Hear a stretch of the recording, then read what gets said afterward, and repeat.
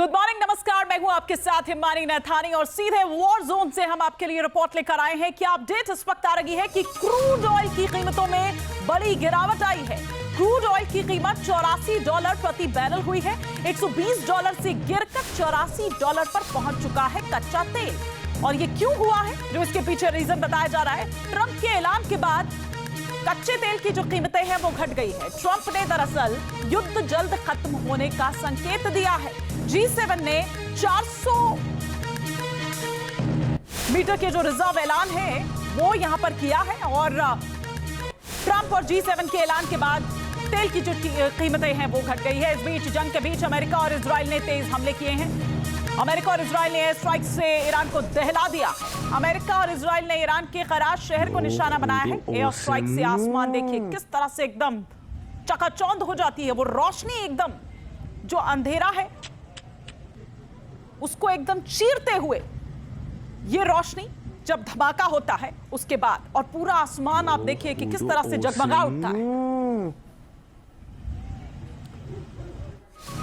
इस बीच जंग के बीच IRGC का अरब और यूरोपीय देशों को बड़ा एक ऑफर है। इजरायली अमेरिकी राजदूत को निष्कासित करने वालों को ऑफर दिया है। जो राजदूत को निष्कासित करेगा वो हॉर्मुज़ स्ट्रेट का इस्तेमाल कर सकता है। यूएस इजराइल के खिलाफ एक्शन लेने वाले देश को हॉर्मुज़ स्ट्रेट से गुजरने का पूरा अधिकार है। ये IRGC अब देखिए किस तरह से माइंड गेम जो है वो खेले जा रहे हैं। वो ये कह रहा है कि भाई जो निष्कासित करता है अमेरिकी इजरायली राजदूत को अपने यहां से, वो ये ऑफर उसके लिए है। हॉर्मुज़ स्ट्रेट से वो गुजर सकता है।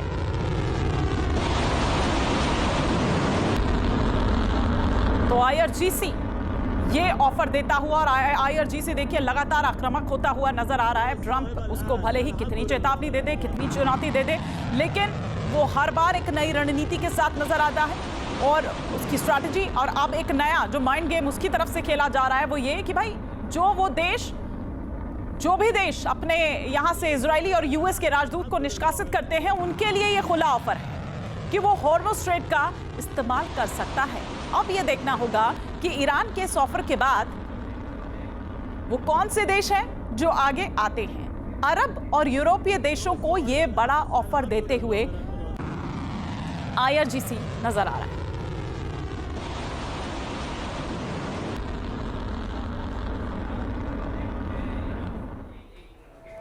तो ये एक बड़ा ऑफर है और इस ऑफर के बाद अब अरब और जो यूरोपीय देश हैं उनका क्या रुख रहता है ये देखने वाली बात होगी, क्योंकि जिस तरह की स्थिति अभी बनी हुई है और हॉर्मुज़ स्ट्रेट में आप देख रहे हैं कि एकदम ब्लॉकेज सा बना हुआ है, क्या उसके बाद वो एक आइस ब्रेक होती हुई यहां से नजर आएगी? क्या वो देश जिनको ऑफर कर रहे हैं यहां पर IRGC कि यूएस और जो इजरायली दूतावास जो राजदूत हैं उनको अपने यहां से निकाल दीजिए, उनको निष्कासित कर दीजिए, और जो निष्कासित करेगा उसके लिए हॉर्मुज़ स्ट्रेट एकदम खुला है, वो हॉर्मुज़ स्ट्रेट से गुजर सकता है। ये अलग अलग तस्वीरें इस वक्त हम आपको दिखा रहे हैं। इस बीच अमेरिका और इजराइल ने रात भर ईरान के कई शहरों में भीषण बमबारी की है। तेहरान से इस्फहान तक IRGC के ठिकानों पर की गई स्ट्राइक से जबरदस्त तबाही की खबर है। जंग के मोर्चे पर ईरान की बर्बादी के लिए किस तरह ऑपरेशन आगे बढ़ रहा है इस रिपोर्ट में देखिए।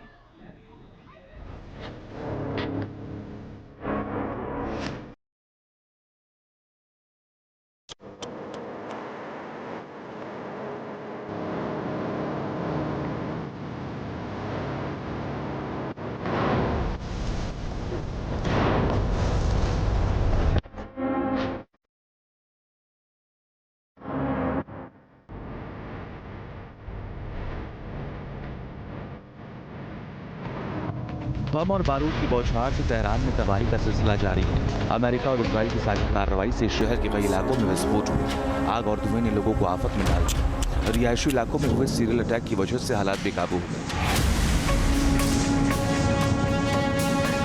तेहरान को किस तरह तबाह किया जा रहा है उसकी एक बारीकी इस वीडियो में भी देखी जा सकती है। बमबारी होते ही पूरा आसमान रोशनी से चमकने लगा। शहर में पावर कट की वजह से हर तरफ अंधेरा पसरा था। ऐसे में धमाकों की वजह से लोग और भी खौफजदा हो गए।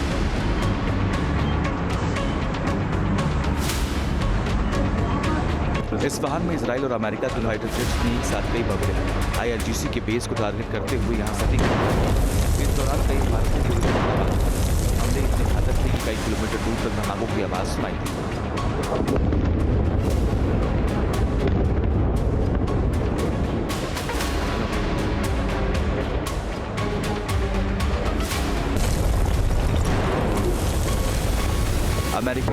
IDF ने ईरान की करज में ताबड़तोड़ हवाई हमले किए। एक के बाद एक कई ठिकानों पर बम गिराए गए। दावा किया जा रहा है कि देर रात हुए हमलों की वजह से इस्लामिक रिपब्लिक और IRGC के ठिकानों को भारी नुकसान पहुंचा।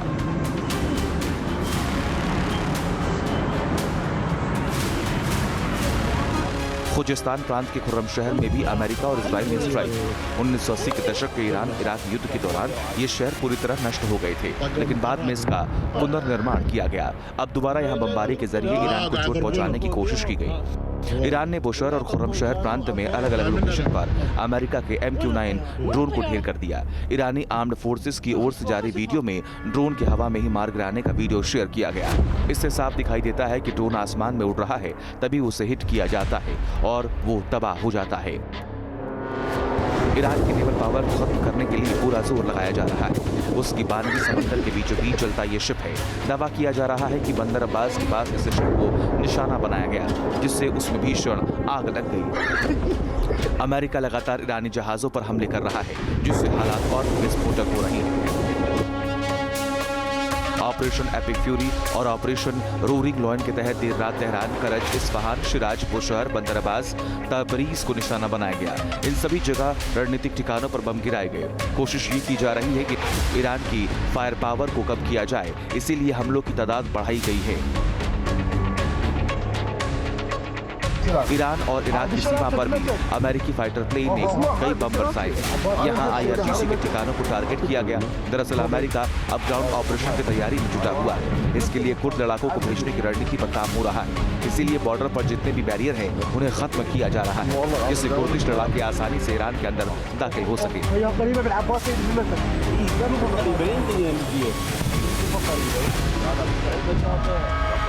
अमेरिका इस ऑपरेशन में B-1, B-2 और B-52 बम वर्षन विमानों का इस्तेमाल कर रहा है, जिससे घातक प्रहार किए जा रहे हैं। खासतौर पर ईरान की अंडर ग्राउंड फाइट को तबाह करने के लिए विनाशकारी हमले किए जा रहे हैं।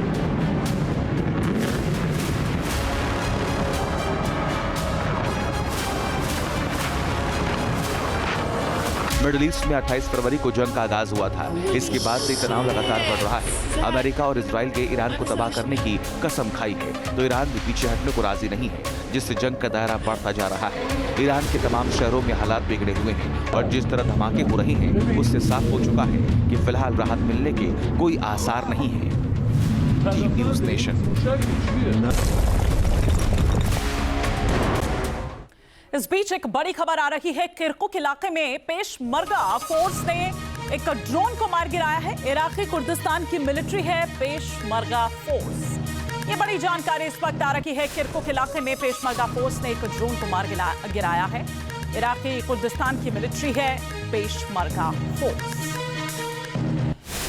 और मधुरेंद्र जी इस वक्त ग्राउंड जीरो पर लगातार हमारे साथ बने हुए हैं। वॉर जोन से पल पल की अपडेट, पल पल की तस्वीर हम तक पहुंचा रहे हैं और सीधे हम इस वक्त ग्राउंड पर रुक करते हैं। मधुरेंद्र जी, सबसे पहले तो मैं उस बयान से शुरू यहां पर करना चाहूंगी और साथ ही साथ क्रूड ऑयल ये कीमतें घटी है यहां पर, क्या ये एक वेलकमिंग वो माने जो ट्रंप के द्वारा कहा गया या संकेत दिए गए हैं कि युद्ध जल्द खत्म हो सकता है?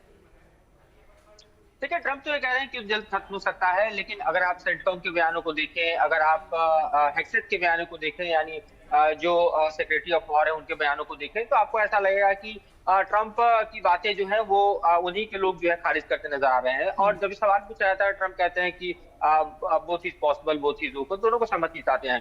सवाल इस बात को लेकर है कि ट्रंप के कहने के मायने क्या है। ट्रंप कह रहे हैं कि नेवी डिस्ट्रॉयड, एयरफोर्स डिस्ट्रॉयड, उनका टेलीकम्युनिकेशन डिस्ट्रॉयड, लेकिन सवाल इस बात को लेकर है कि जब तक स्टॉक फाइल्स हैं ईरान के पास बैलिस्टिक मिसाइलों के, क्रूज मिसाइलों के, ड्रोन के, तब तक वो वॉर जो है लड़ता रहेगा, क्योंकि उसी के दम पर वो युद्ध लड़ रहा है। बाकी उसको जो इंटेल है वो तो जाहिर तौर पे जो है चाइना और खासतौर पे रूस जो है वो प्रोवाइड कर रहे हैं, तभी इतने सटीक हमले करने में वो कामयाब हो रहा है। जिस तरह से मिडिल ईस्ट में हमने देखा है अब तक ईरान ने हमले किए हैं। और आप ये देखिए कि हम जहां खड़े हैं तकरीबन 1500 किलोमीटर के इंडियन डिस्टेंस पर इस वक्त मौजूद है हम इजराइल में। इजराइल पर लगातार जिस तरह के मिसाइलों का प्रयोग कर रहा है ईरान, वो अपने आप में अप्रत्याशित है, क्योंकि अब जो क्लस्टर म्यूनिशंस वाले हम देख रहे हैं कि मिसाइल हैं, मल्टीपल वॉर हेड्स वाले मिसाइल हैं जो इंजरी कर रहे हैं, डेथ कर रहे हैं। तो अपने आप में देखिए तो ये जो थ्रेट है वो लगातार बढ़ा हुआ है। तो युद्ध क्षेत्र से ईरान पीछे हटने को तैयार नहीं है। अगारची ने कह दिया कि अमेरिका से नेगोशिएशन का कोई मतलब नहीं है। पिछले साल भी हम नेगोशिएशन कर रहे थे, तब तक उन्होंने बम्बार्डमेंट कर दिया। इस बार भी बातचीत चल रही थी, उन्होंने युद्ध थोप दिया। तो अमेरिका से बात ही क्यों करना? एग्जैक्टली और हासिल भी क्या हुआ है? अगर भाई ये ईरान तो ये कहेगा ही, क्योंकि ईरान को तो सीधे सीधे धोखा मिला ना मधुरेंद्र जी। आप ये देखिए कि कहने को मतलब कूटनीति को भी झटका लगा, कूटनीति को भी झटका लगा। अभी तो एक दौर की वार्ता रहती थी वियना में। बिल्कुल, अब सवाल यही है ना कि अमेरिका ने वो भरोसा खो दिया जो बातचीत का भरोसा है, जो डिप्लोमेसी का भरोसा है। अब सवाल है युद्ध में कौन जीतेगा कौन हारेगा। तो आप देखिए 10 दिन गुजर चुके हैं, अब भी ईरान डटा हुआ है। 10 दिन गुजर चुके हैं, अब भी आप अमेरिकी जो पूरा का पूरा डिप्लॉयमेंट है उसमें आप देख रहे हैं कि तमाम कोशिशों के बावजूद भी ईरान के ऊपर ना ही वो प्रेशर बिल्डअप कर पा रहे हैं, ना ही ईरान में रेजिम चेंज कर पा रहे हैं। नया रेजिम जो है ईरान में आ चुका है, IRGC पूरी ताकत के साथ कर रहा है। तो सवाल है कि इसका परिणाम होगा क्या ये यूक्रेन वॉर बन जाएगा, या फिर आप देखेंगे कि लॉन्ग टर्म वॉर में जैसे हमास और इजराइल का वॉर चलता रहा। आप हिजबुल्लाह को देख लीजिए, जो हिजबुल्लाह 2 फ्रंट वॉर खोल चुका है इजराइल के खिलाफ, जहां हम इस वक्त खड़े हैं वो हिजबुल्लाह जिसको बिल्कुल आपने ठीक कहा कि हासिल क्या हो रहा है, गले की फांस एक तरह से अब अमेरिका को ये समझ आ रहा है कि ये बन चुका है। भाई 2003 में भी आपने उस वक्त भी ऐसे ही कहा था, इराक को लेकर भी आपने ऐसे ही कहा था कि जैविक हथियार, एक सुतली बम भी आपको नहीं मिला था। और पिछले साल की बात आप खुद कर रहे हैं, ये कह दिया गया हमने सब कुछ बर्बाद कर दिया है, तहस नहस कर दिया है। अब फिर वो दोबारा से आप कह रहे हैं कि वो है, तो फिर हासिल हो क्या पाया है इससे? और अभी भी कुछ ऐसा आपको हासिल नहीं हुआ है, तो कब तक आखिर ये युद्ध खिंचेगा? और इसका सिर्फ वहीं तक नहीं बल्कि पूरी दुनिया पर किस तरह से असर पड़ रहा है। ठीक है, हम लौटेंगे वापस मधुरेंद्र जी आपके पास, लेकिन इस बीच जो बड़ी खबर आ रही है, ईरान ने बहरीन में एक होटल को निशाना बनाया है जहां पर अमेरिकी राजनयिक ठहरते हैं। अब वहां हमले का दावा किया गया है।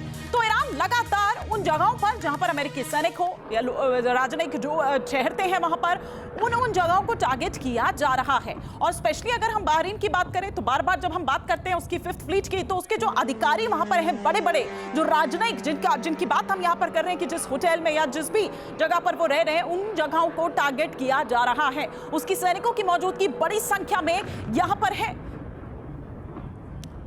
इस बीच ईरान ने बहरीन की राजधानी मनामा पर हमला किया है। मनामा में ईरान के मिसाइल हमले में एक व्यक्ति की मौत हो गई है। ये बड़ी जानकारी इस वक्त आ रही है। ये देखिए, इन तस्वीरों को देखकर ही आप अंदाजा लगा सकते हैं कि कितना भीषण, कितना जबरदस्त ये हमला रहा होगा। और ये तस्वीर बता रही है कि उस वक्त सब कुछ थम सा गया, ठहर सा गया। जैसे ये धुआं उठता है, ये धमाका वहां पर होता है। एक शख्स जो इसकी चपेट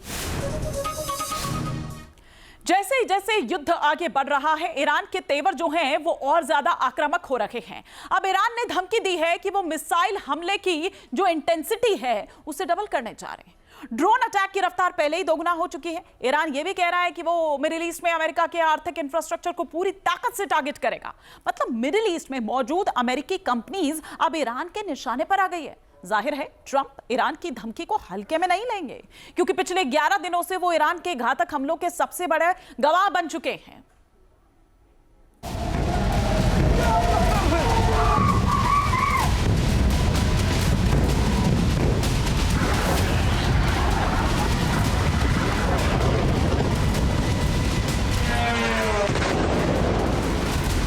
मिडिल ईस्ट में ईरान का मुख्य टारगेट है इजराइल।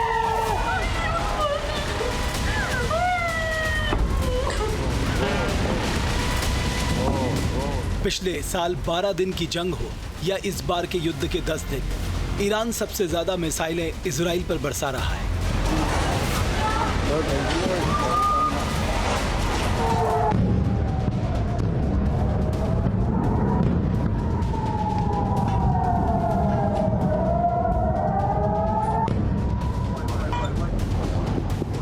जंग की शुरुआत से ही ईरान ने मिसाइलों और ड्रोन से तेल अवीव समेत कई ठिकानों को निशाना बनाया है।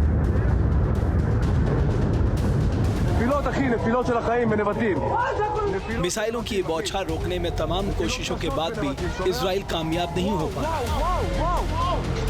एक के बाद एक कई मिसाइलें अपने टारगेट को हिट करती रही और तबाही मचाती रही। ईरान ने इस हमले के जरिए इजराइल के बेन गुरियन एयरपोर्ट को निशाना बनाया।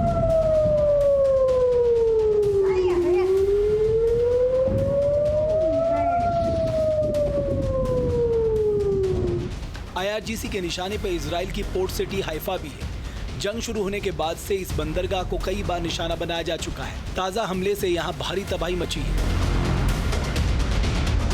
वहीं अब मुज्तबा खामनेई के ईरान का सुप्रीम लीडर बनने के बाद ईरान के तेवर काफी एग्रेसिव हो गए हैं, जिसकी गवाही ये तस्वीर दे रही है।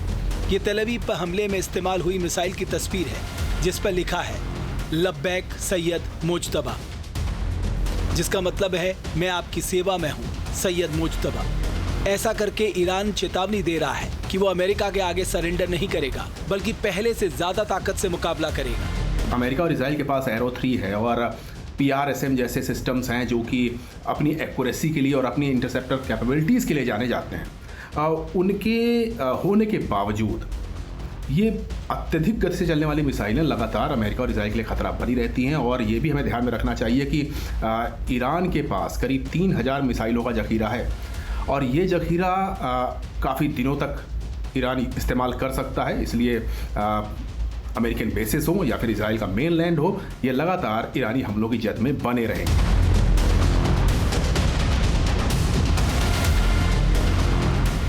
इजराइल के अलावा ईरान मिडिल ईस्ट में अमेरिकी ठिकानों को टारगेट कर रहा है। ईरान ने UAE के दुबई स्थित US दूतावास, दुबई एयरपोर्ट, सऊदी अरब के US एम्बेसी परिसर, कतर के अल उदैत US मिलिट्री बेस और कुवैत में भीषण हमले किए। लेकिन अब IRGC ने युद्ध में और विनाशक कदम उठाने का ऐलान किया है। IRGC ने दम भरा है कि वो मिसाइल अटैक को दोगुना कर रहा है, तो ड्रोन अटैक में 20% की बढ़ोतरी कर रहा है। ईरान न सिर्फ इजराइल बल्कि मिडिल ईस्ट के देशों को भी निशाना बना रहा है।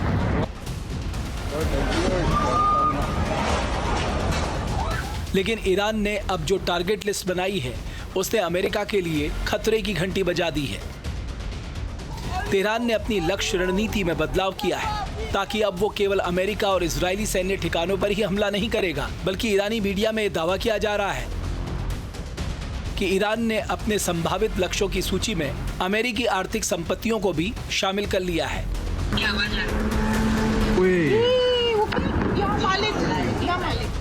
इसका मतलब है मिडिल ईस्ट में अमेरिका के सैन्य ठिकानों के साथ साथ वो तमाम इंफ्रास्ट्रक्चर खतरे में आ चुके हैं जो अमेरिका ने खड़े किए हैं या जिसमें अमेरिका ने मोटा निवेश किया है। इसी मिशन के तहत ईरान अपनी मिसाइल ताकत को धार देने में लगा है। तो नए सुप्रीम लीडर मुज्तबा खामनेई को मिसाइलों की सलामी देकर अमेरिका और इजराइल को चेतावनी दे रहा है कि ईरान ऐसा धमाका करेगा कि अमेरिका भी कांप उठेगा, क्योंकि मिसाइल के अलावा ईरानी ड्रोन भी हमलों को अंजाम दे रहे हैं और मिडिल ईस्ट के देशों में भारी तबाही मचा रहे हैं।